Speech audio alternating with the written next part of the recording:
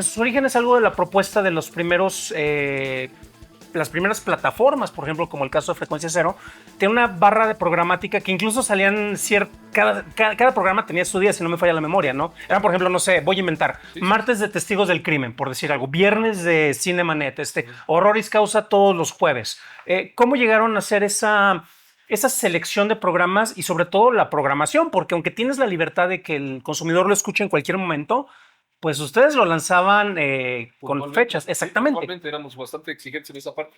Hay que pensar que como esta red de contenidos, pues, y había varios locutores o talento detrás, pues también estaba el productor y varios productores que estaban atrás. Celeste, Paulina, que nos ayudaban también en los guiones, en las escaletas. Realmente había mucha chamba detrás. Entonces también el que tú fallaras en la hora y día que te tocaba estar ahí, pues era también quedar muy mal con todos ellos y además tenías que recorrer una serie de horarios y demás porque ya para volverlo a poder grabar después era complicado, ¿no?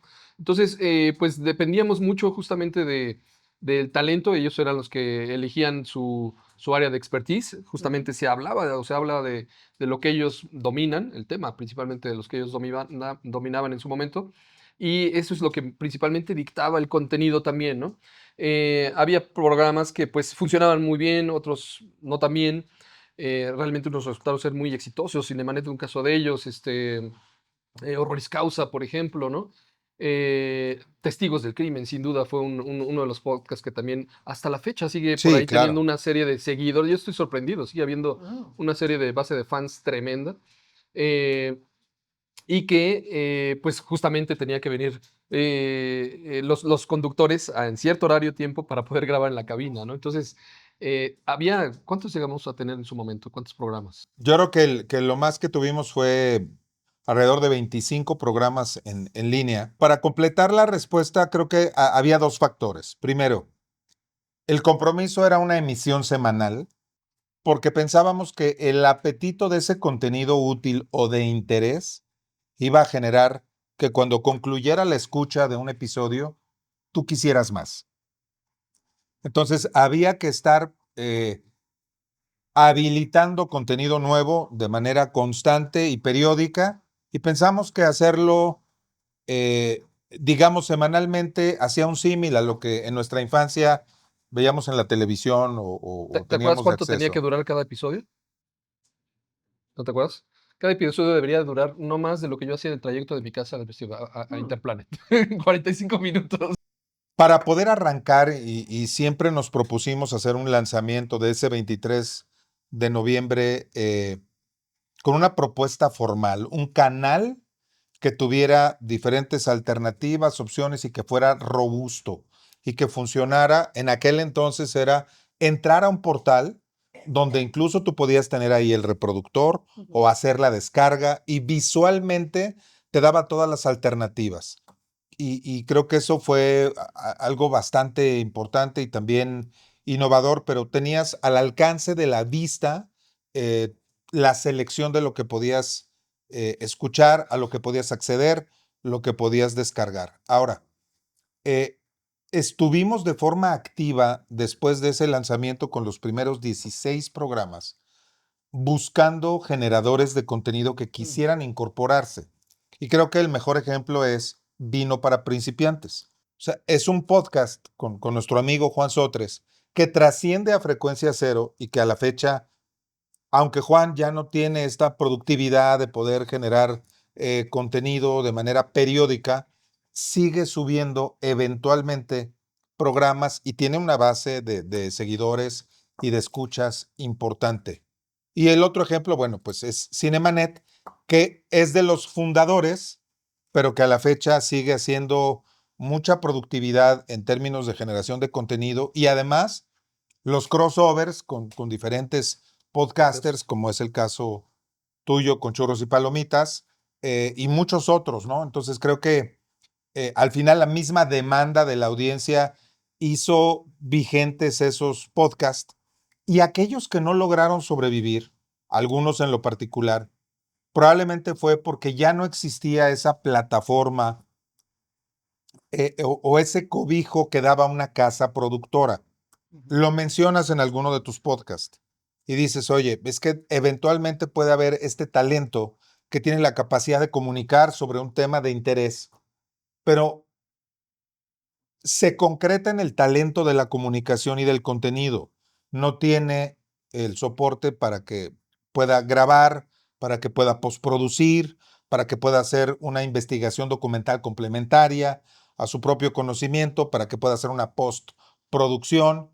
Y entonces, si bien puede tener ciertas herramientas para hacerlo de una manera, déjame llamarle sencilla, por no decir simple, ya no llena digamos, la expectativa de una audiencia que eventualmente podría tener apetito de algo que esté bien producido, que esté bien armado y que no se convierta solamente en prender un micrófono en una charla de amigos, ¿no? Y creo que esa es la razón por la cual algunos de los podcasts no lograron sobrevivir, porque había el apetito de la audiencia, pero ya no había la facilidad o las condiciones para continuar produciendo. Interplanet, cuando creó esta división y armamos Frecuencia Cero, se montó un estudio, se nos dio oficinas, teníamos reuniones de un equipo creativo, había una, si no era una línea editorial, pero había una validación de cómo hacer la parte técnica que fuera correcta.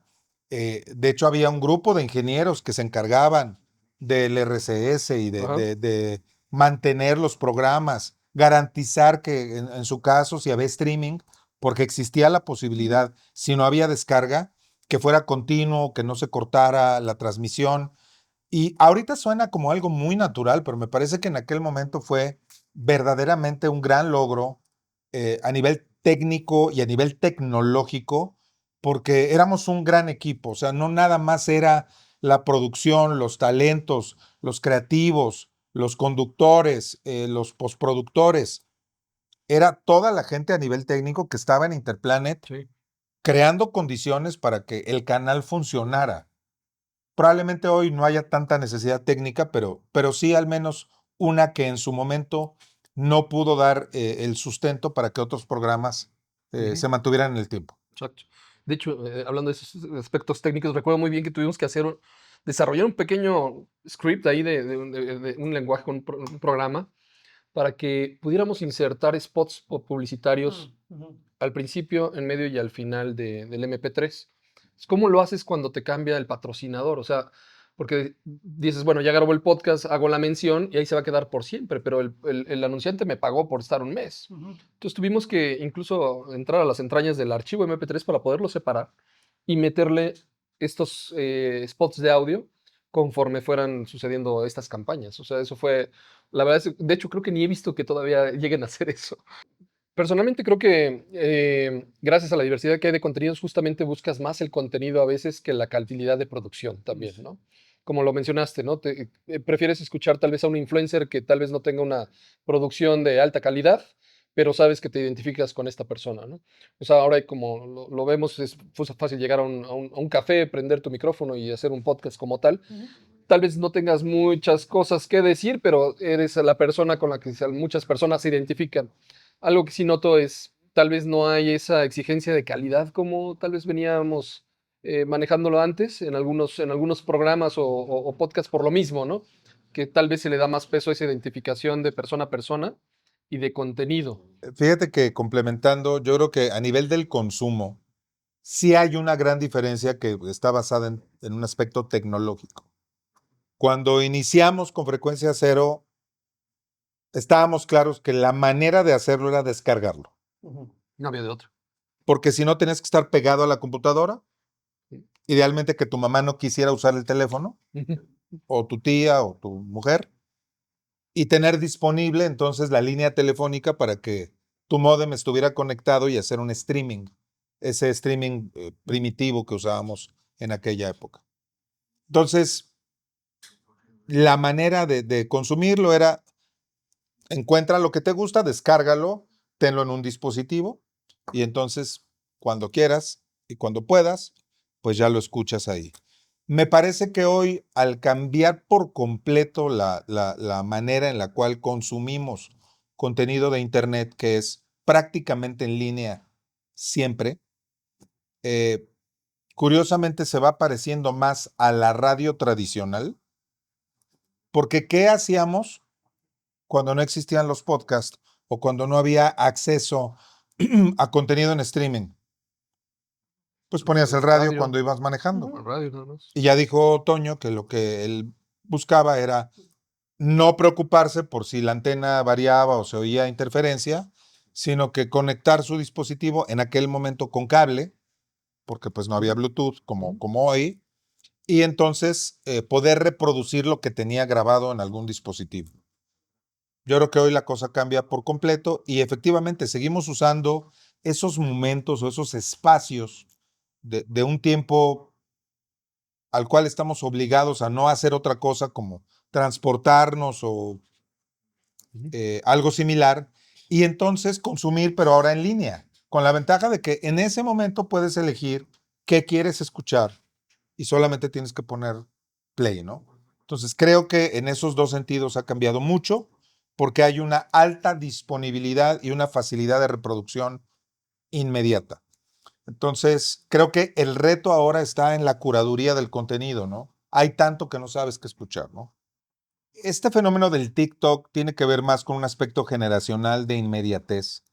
No lo quiero calificar ni quiero darle un ranking, pero me parece que, al igual que un tweet que te reduce a cierto espacio en tiempo, o que debería hacerlo, lo que ha abierto, y también con el acceso a que cualquiera publique, es que el 80% del contenido es basura. Perdón, yo sé que va a haber muchas personas que puedan sentirse ofendidas con esto, pero basta con dedicarle 5 minutos a meterte a TikTok y darte cuenta que realmente de eso, más allá del algoritmo, va a resultar algo que te pueda resultar interesante. Entonces, haciendo eso a un lado, yo creo que el podcast sigue siendo algo que tú puedes o que deberías poder encontrar donde alguien está diciéndote algo que a ti te interesa saber y que tiene una característica, ya sea en audio o hoy con su variante en video, llamémosle el nombre que tenga, pero que tiene como objetivo eso, conectar un mensaje con una audiencia muy específica para cubrir un requisito de contenido y que no nada más es expresarte porque sí.